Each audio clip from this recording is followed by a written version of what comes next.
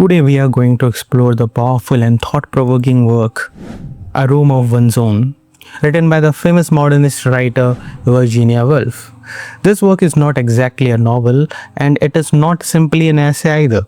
It is a blend of storytelling, personal reflection, and social analysis. In it, Woolf discusses a very important question.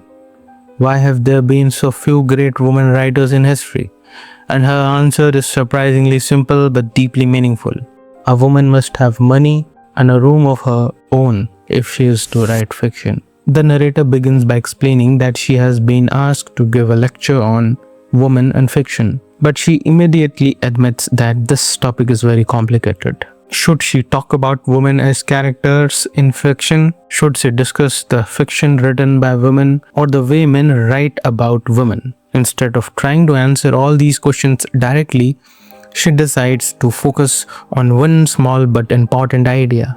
For a woman to write successfully, she needs financial independence and a private space to think and work. To explore this idea, Woolf introduces a fictional narrator named Mary Burton, who acts as her alter ego and guides us through her thoughts and experiences. Mary Burton begins by describing a visit to a fictional university similar to University of Oxford and University of Cambridge, which Woolf humorously calls Oxbridge. While walking through the campus, Mary accidentally steps on the university lawn. Immediately, a guard stops her and reminds her that women are not allowed there unless they are accompanied by a man. Later, she tries to enter the library but is again refused entry because she does not have a male escort. These small incidents reveal something very important about society at that time. Women were not only excluded from education and knowledge, but they were constantly reminded of their inferior position. Woolf uses these moments to show how everyday rules and traditions quietly restrict women's opportunities. Mary then describes two different meals that she experiences. At the men's college, she enjoys a luxurious lunch with rich food, wine, and pleasant conversation. The atmosphere is relaxed and inspiring. But later, when she returns to the women's college called Fernham, the dinner is simple and disappointing. The food is plain and the mood is much less lively. This contrast is not just about food, it represents something deeper. Woolf is showing how wealth and resources affect intellectual life. When people are comfortable and financially secure, their minds are free to think creatively. But when resources are limited, even simple pleasures become difficult. Later, Mary talks with her friend Mary Satan about why men's colleges are so rich while women's colleges struggle financially. They realized that men's institutions were supported for centuries by kings, nobles, and wealthy donors. Women, on the other hand, were rarely allowed to own property or control money. For most of history, women could not even keep the money they earned. Here, Woolf makes an important analytical point. Poverty limits creativity. If a person is constantly worried about survival, they cannot focus on art, literature, or intellectual exploration. This is why Woolf insists that financial independence is essential for creative freedom. Looking for answers, Mary visits the British Museum. There she searches through books written about women. What she discovers is surprising. There are countless books about women written by men, but very few written by women themselves. Many of these male authors express strong opinions about women, often claiming that women are naturally inferior. One professor even writes angrily about women's intellectual weakness. At first, this makes Mary angry as well, but then she pauses and reflects. Why are these men so angry? She suggests an interesting idea. Perhaps men insist on women's inferiority because it makes them feel superior. Mary then shares a personal experience that changed her life. She received an inheritance from her aunt, which provides her with a small but steady income every year. Before receiving this money, she had to work at unpleasant and exhausting jobs that were the only options available for women. Now, with financial security, she feels free. She no longer needs to depend on any man or suppress her thoughts.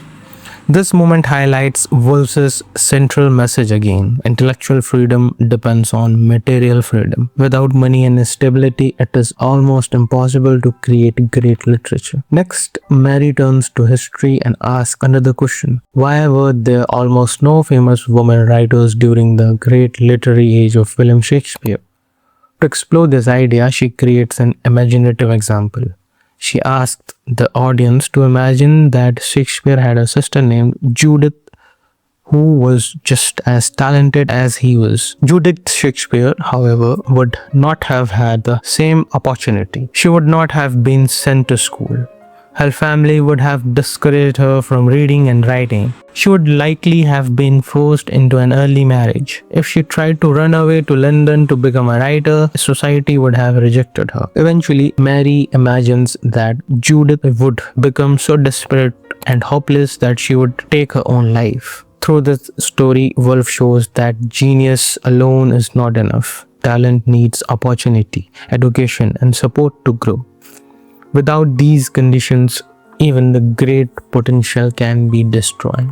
Mary then discusses some early female writers who managed to succeed despite these obstacles. One important figure she mentions is Aphra Behn. Woolf praises Behn because she was one of the first women to earn a living through writing. This was revolutionary because it proved that women could survive as professional authors. Thanks to pioneers like Behn, later writers such as Jane Austen, Charlotte Bronte, Emily Bronte, and George Eliot were able to build successful literary careers. However, Woolf notes that many of these writers faced challenges such as lack of privacy, family responsibilities, and social criticism. Interestingly, most of these women wrote novels instead of poetry or plays. Woolf suggests that the novel has more flexible and easier to write in small pieces, which suited women who had limited time and private space.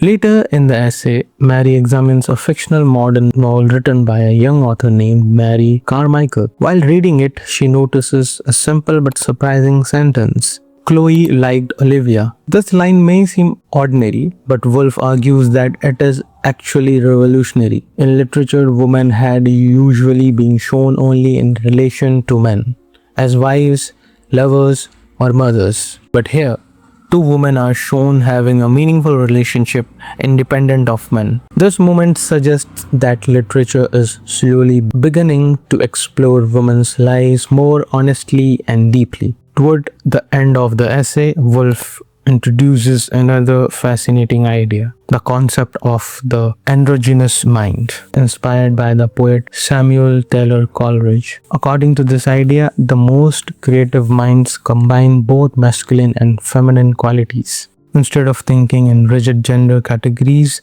great writers allow different perspectives to work together harmoniously. Woolf believes that William Shakespeare is one of the best examples of this balanced and creative mind. Finally, Woolf returns to her main message. She reminds her audience that women have historically lacked two crucial things: money and private space. Without these basic conditions, intellectual freedom becomes almost impossible. But if women in the future gain financial independence and the freedom to think, the great female writers will surely emerge. She ends with a hopeful vision. The imaginary figure of Judith Shakespeare, the talented sister who never had the chance to live her dream, still exists within every woman. And if society finally gives women the opportunity they deserve, Judith Shakespeare will one day be reborn. In this way, A Room of One's Own becomes more than just a literary essay. It is a powerful call for equality, creativity, and intellectual freedom, a message that remains meaningful even today.